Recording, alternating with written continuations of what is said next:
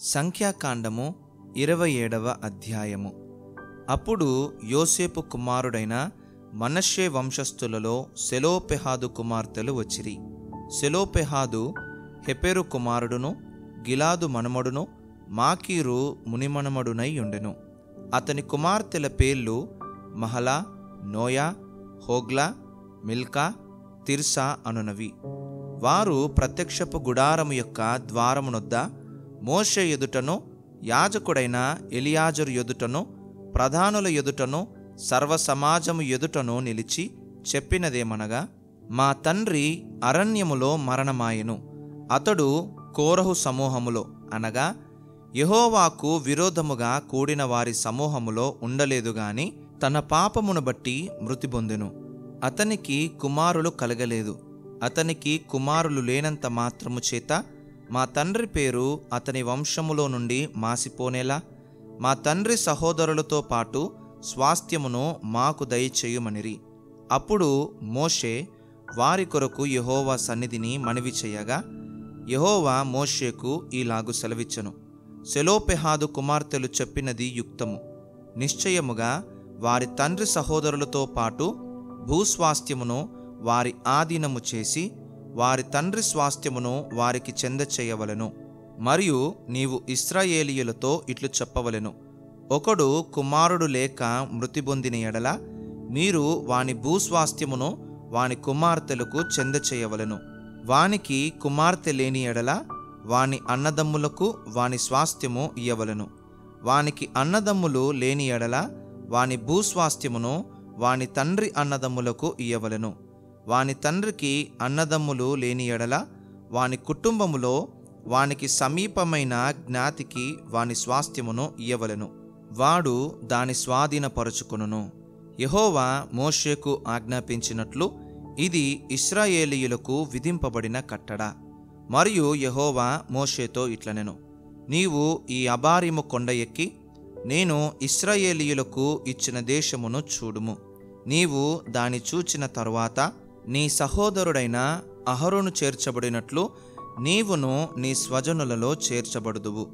ఏలయనగా సీను అరణ్యములో సమాజము వాదించినప్పుడు ఆ నీళ్ల యొద్ద వారి కన్నుల ఎదుట నన్ను పరిశుద్ధపరచక నా మీద తిరుగబడితిరి. ఆ నీళ్లు సీను అరణ్యమందలి కాదేశులోనున్న మెరీబా నీళ్లే. అప్పుడు మోషే యెహోవాతో ఇట్లనెను, యెహోవా సమస్త మానవుల ఆత్మలకు దేవా, యెహోవా సమాజము కాపరులేని గొర్రెల వలె ఉండకుండునట్లు ఈ సమాజము మీద ఒకని నియమించుము. అతడు వారి ఎదుట వచ్చుచు పోవుచు నుండి వారికి నాయకుడుగా ఉండుటకు సమర్థుడై ఉండవలెను. అందుకు యెహోవా మోషేతో ఇట్లనెను, నూను కుమారుడైన యెహోషువ ఆత్మను పొందినవాడు. నీవు అతని తీసుకొని అతని మీద నీ చెయ్యి ఉంచి యాజకుడగు ఎలియాజరు ఎదుటను సర్వసమాజము ఎదుటను అతని నిలువబెట్టి వారి కన్నుల ఎదుట అతనికి ఆజ్ఞయిమ్ము. ఇశ్రాయేలీయుల సర్వసమాజము అతని మాట వినునట్లు అతని మీద నీ ఘనతలో కొంత ఉంచుము. యాజకుడైన ఎలియాజరు ఎదుట అతడు నిలువగా అతడు యెహోవా సన్నిధిని ఊరీము తీర్పు వలన అతని కొరకు విచారింపవలెను. అతడును అతనితో కూడా ఇశ్రాయేలీయులందరూ అనగా సర్వసమాజము అతని మాట చొప్పున తమ సమస్త కార్యములను జరుపుచుండవలెను. యెహోవా మోషేకు ఆజ్ఞాపించినట్లు అతడు చేసెను. అతడు యెహోషువను తీసుకొని యాజకుడైన ఎలియాజరు ఎదుటను సర్వసమాజము ఎదుటను అతని నిలువబెట్టి అతని మీద తన చేతులుంచి యెహోవా మోషే ద్వారా ఆజ్ఞాపించినట్లు అతనికి ఆజ్ఞ ఇచ్చెను.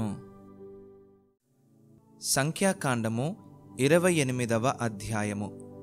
యెహోవా మోషేకు ఈలాగు సెలవిచ్చెను, నీవు ఇశ్రాయేలీయులకు ఈలాగు ఆజ్ఞాపించుము, నాకు సువాసన కలుగుటకై మీరు హోమరూపములుగా నాకు అర్పించు ఆహారమును నియామక కాలమున నా యొద్దకు తెచ్చుటకు జాగ్రత్త పడవలెను. మరియు నీవు వారికీలాగు ఆజ్ఞాపించుము, మీరు యెహోవాకు నిత్యమైన దహనబలి రూపముగా ప్రతి దినము నిర్దోషమైన ఏడాదివగు 2 మగ గొర్రెపిల్లలను అర్పింపవలెను. వాటిలో ఒక గొర్రెపిల్లను ఉదయమందు అర్పించి సాయంకాలమందు రెండవ దానిని అర్పింపవలెను. దంచి తీసిన 3 పళ్ళలోనిది పావు నూనెతో కలుపబడిన తూమెడు పిండిలో 10వ వంతు నైవేద్యము చేయవలెను. అది యెహోవాకు ఇంపైన సువాసన గల హోమముగా సీనాయి కొండ మీద నియమింపబడిన నిత్యమైన దహనబలి. ఆ మొదటి గొర్రెపిల్లతో అర్పింపవలసిన పానార్పణము 30. పరిశుద్ధ స్థలములో మద్యమును యెహోవాకు పానార్పణముగా పోయింపవలెను. ఉదయ నైవేద్యమును దాని పానార్పణమును అర్పించినట్లు యెహోవాకు ఇంపైన సువాసన గల హోమముగా ఆ రెండవ గొర్రెపిల్లను సాయంకాలమందు అర్పింపవలెను.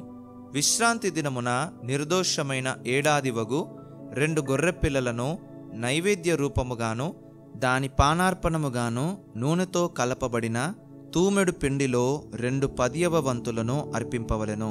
నిత్యమైన దహనబలియు దాని పానార్పణమునో గాక ఇది ప్రతి విశ్రాంతి దినమున చేయవలసిన దహనబలి. నెలకు మొదటి దినమున యెహోవాకు దహనబలి అర్పించవలెను. 2 కోడెదూడలను 1 పొట్టేలును నిర్దోషమైన ఏడాదివగు 7 గొర్రెపిల్లలను వాటిలో ప్రతి కోడెదూడతోనూ నూనెతో కలపబడిన తూమెడు పిండిలో 3/10వ వంతులను నైవేద్యముగాను ఒక్కొక్క పొట్టేలుతోనూ నూనెతో కలుపబడిన తూమెడు పిండిలో 2/10వ వంతులను నైవేద్యముగాను ఒక్కొక్క గొర్రెపిల్లతో నూనెతో కలుపబడిన తూమెడు పిండిలో 1/10వ వంతును నైవేద్యముగాను చేయవలెను. అది యెహోవాకు ఇంపైన సువాసన గల దహనబలి. వాటి పానార్పణములు ఒక్కొక్క కోడెతో పడిన్నర ద్రాక్షరసమును పొట్టేలుతో పడియు గొర్రెపిల్లతో 30 ఉండవలెను. ఇది సంవత్సరములో మాసమునకు జరగవలసిన దహనబలి. నిత్యమైన దహనబలియు దాని పానార్పణమునో గాక యొక్క మేకపిల్లను పాప పరిహారార్థ బలిగా యెహోవాకు అర్పింపవలెను. మొదటి నెల 14వ దినము యెహోవాకు పస్కా పండుగ. ఆ నెల 15వ దినము పండుగ జరుగును. 7 దినములు పొంగని భక్ష్యములనే తినవలెను. మొదటి దినమున పరిశుద్ధ సంఘము కూడవలెను. అందులో మీరు జీవనోపాధి అయిన పనులేమియూ చేయకూడదు. అయితే యెహోవాకు దహనబలిగా మీరు 2 కోడెదూడలను 1 పొట్టేలును ఏడాదివగు 7 మగగొర్రె పిల్లలను అర్పింపవలెను. అవి మీకు కలిగిన వాటిలో నిర్దోషమైనవై ఉండవలెను. వాటి నైవేద్యము నూనెతో కలపబడిన గోధుమల పిండి.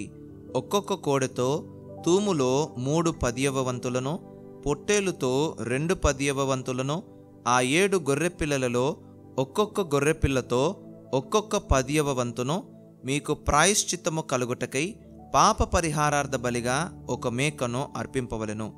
ఉదయమున మీరు అర్పించు నిత్యమైన దహన బలిగాక వీటిని మీరు అర్పింపవలెను.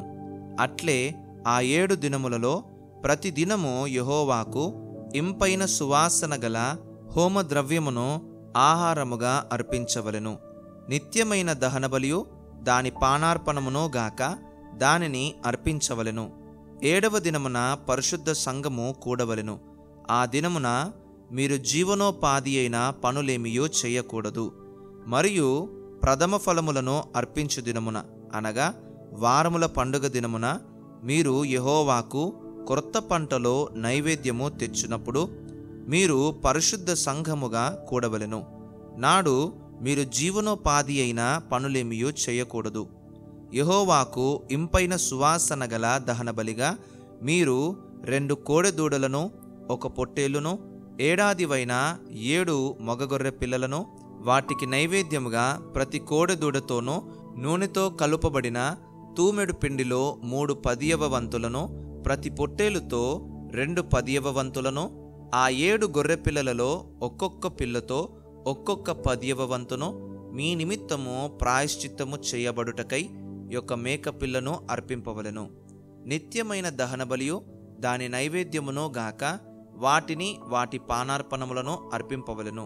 అవి నిర్దోషములుగా నుండవలెను.